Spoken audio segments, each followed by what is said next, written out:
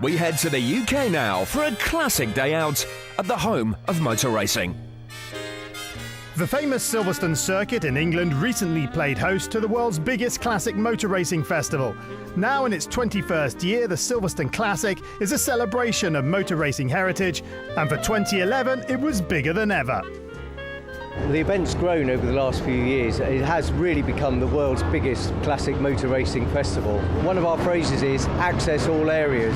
You really have got the opportunity to get to places that you really can't get to in Formula One or anything else like that. You can get up and touch everything. You can kick all the race tyres, you can talk to the drivers and the mechanics, and you can watch some of the most fantastic motorsport anywhere.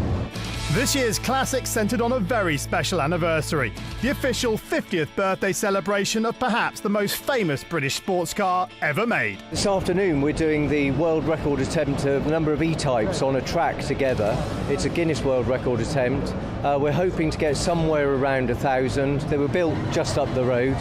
And there are celebrations going on all over the world, but this is the biggest club celebration anywhere.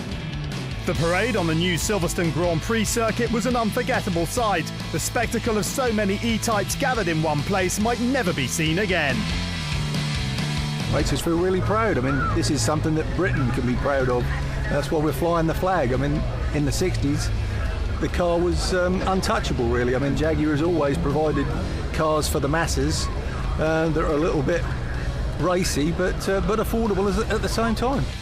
In fact, the celebrations had attracted owners from all over the world.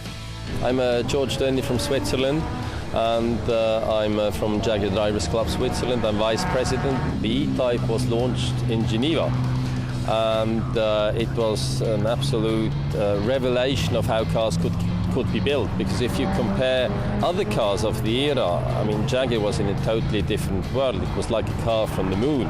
We knew that we want to come back to the country where these cars were born. So it's 23 E-types from Switzerland that are here now. Hi, my name is Daniela. I'm from Austria, and we drove here with our Jaguar E-Type. It was about a 1,000-mile drive. Took us 2 days because we were going rather slowly. I just like the form of it because it's so beautiful. It's the most beautiful car in the world. My father got several Jags, the XK120 and well, but I think the E-Type is a girly car as well because I can drive it easily. As well as the parade, the iconic Jaguars were also let loose in challenge races, attracting some notable drivers. It's been a great experience. You know, a full grid of cars, 52 cars, great weather. The whole show's got bigger over the last couple of years. I think I don't know how many people are in here, but it must be 30,000 to 40,000 people to watch the event. So they put on a great show this weekend. You know, these are the dream cars, and they're still in such good condition, and they go like crazy. And, you know, a lot of us, we dreamed of owning these cars. Now I'm racing one. Supporting the headlining E-Type activities was an amazing array of competition cars spanning the decades, featuring some of the finest and most valuable historic racers in the world.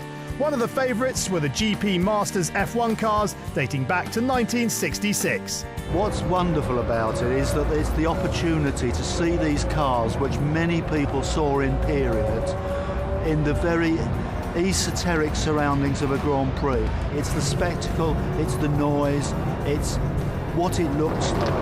And the racing is good and it's competitive, but it's not cutthroat. They don't throw each other off into the scenery. It's done with the best sporting spirit in the world.